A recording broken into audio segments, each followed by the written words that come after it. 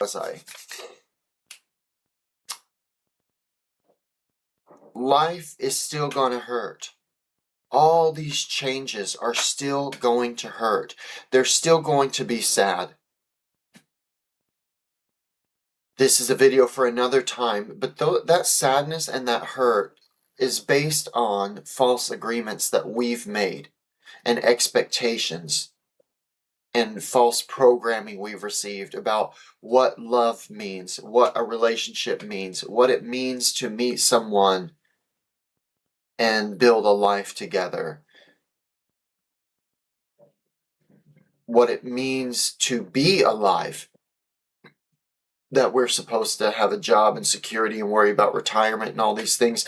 But we're in, the midst of a massive awakening of human consciousness. Everything is changing. Everything is changing right now. So if in 2025 you lost a partner, you lost a job, you changed homes, anything that you shed was being removed because you've outgrown it, because you're ready for the next thing, or the world needs you more than the one person you were with, or they have individual lessons they need to learn at this time that they can't go through with you. There are so many reasons that all of these things change, whether we surrender them and allow that and listen to the inner voice, or whether we hold on so tight until everything is total chaos and we can't take it anymore. Because that's what happens when you don't listen, when you don't surrender. Everything gets worse and worse and worse and harder and harder and harder for you until khalas, finished, let go. And I can't tell you how to let go. I can't tell you how to do that. I can't tell you how I did it. My ear's ringing. I don't know how.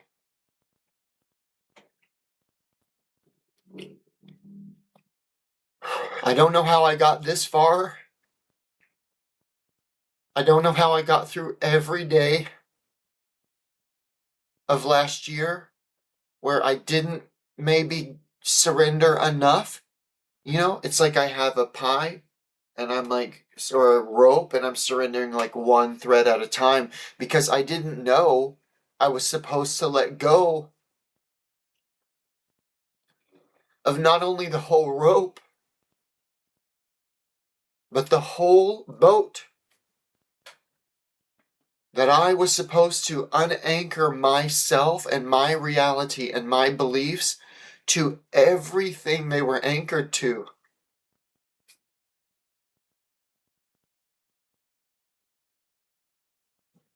And also because it was scary. And I was afraid of what it meant to let go of all the investment of time and money with my business. What it meant to let go of my home. What it meant to let go of the city that I lived in for 8 years, longer than I've lived anywhere my entire life.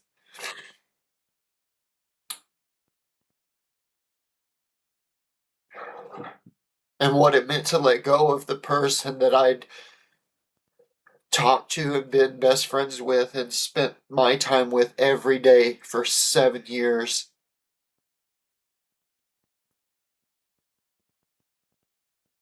But all of that was my choice,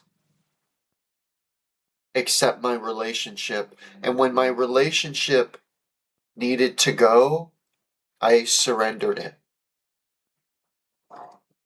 And I knew it didn't matter. It didn't matter how difficult it was. It didn't matter how hard it was on me. That I recognized it took a lot of bravery for my partner to say what he needed and what he wanted, and that I just loved him unconditionally. And so, okay, if that's what's going to make you happy, that's what I'm going to deliver to you. And it doesn't matter how I feel about it, because everybody has to be happy.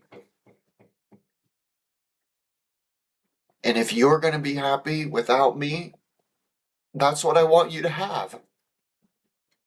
Because that's what love really is. That's true love. That's unconditional love.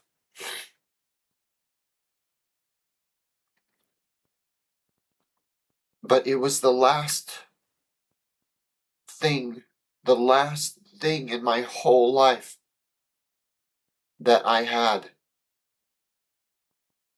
Everything that was true for my life a year ago, none of it is true now. None of it. And I know this is happening with a lot of people. I know a lot of people are going through the challenging parts of it. Then they're discovering who they are again in their new reality.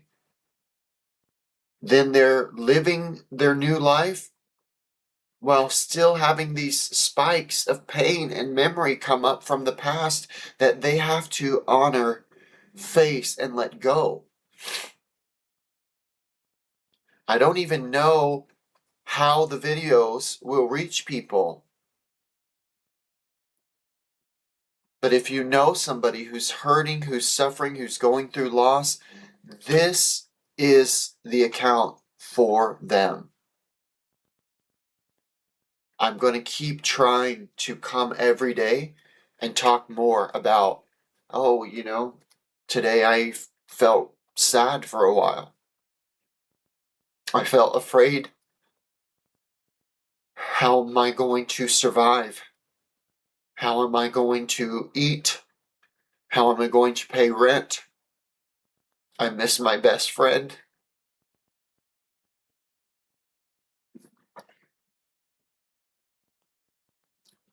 But I know that it's all part of the divine plan. I know that I have been prepared for what I've been working for my whole life.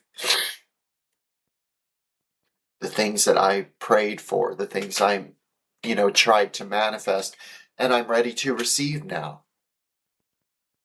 But they couldn't flow in my old life. The things I really wanted, that my heart really desired and really needed, there was no room left. And that's either because my world was taken up by the wrong people, by the wrong actions, by the wrong type of work. I only just worked 14 hours a day for years. And I got up, I went to bed, and worked all day. That's literally all that I've done for years. And it just wasn't working. My body was reacting. I was having the most visceral reactions and the worst smelling sweat when I would have to take actions associated with my work. But since I stopped doing that, I don't even wear deodorant anymore because everybody sweats. Your sweat doesn't smell. If it smells really bad, that is a fight or flight response from your body trying to tell you something isn't right. And when you're using your energy and investing it in that thing that's not right, your body is rejecting that. It's rejecting that reality of you putting your time, energy, focus, love, attention, whatever it is. And maybe that's what needs to be talked about. Maybe what needs to be talked about is, how do we recognize the signs? How do we know when to let go? I'm a channel, so I know if I intentionally make a video just about that the information will flow. But if you ask me to answer that right now, I can't tell you. I felt it coming. I knew it was coming. almost all of it. My relationship, I didn't know what it was going to end, but I was afraid that it was. And because I felt the fear, and because in my mind I would tell myself, I hope this doesn't happen, in my life experience, that means that you already know it's happening. This is the last thing I want to happen. That's the thing you got to do. That's just really how it is. That's how it is in my experience. But I'm telling you, I know there are a lot of you out there, and I'm meeting these people. I met someone who's 37, worked for a university for 10 years as a psychologist, had a big home with all the stuff, gave it up, and now is here, barely getting by, trying to build something more authentic, more serving, more balanced. I met someone yesterday, an incredible person, actually, ending a relationship after 13 years, which is sad to me. It's sad that any time, anybody has to go through that unraveling of the fabric of their life. And I don't know the circumstances. I haven't been able to ask yet. But I also see that same person who is Korean living in Tokyo and ending a 13-year relationship and about to move to Germany for 3 years. So as these things are removed, the new has room to flow in. So from the outside perspective, it's quite easy to see that. It would be easy for me to say, hey, this all makes sense.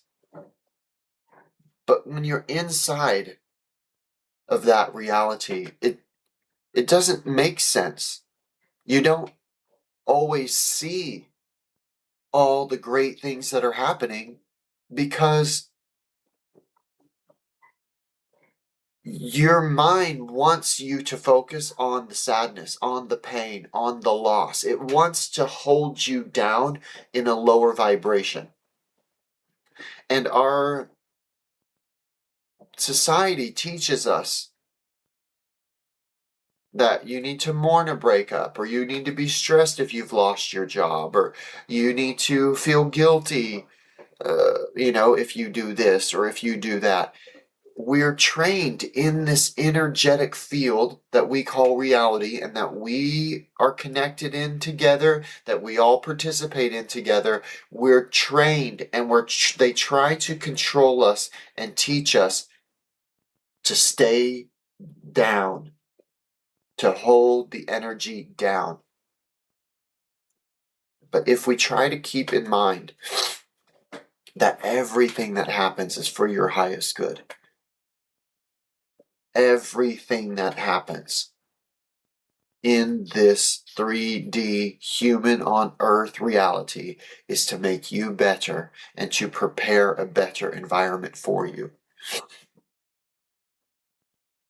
And the time is now that if you've been up to no good, it's about to smack you in the face.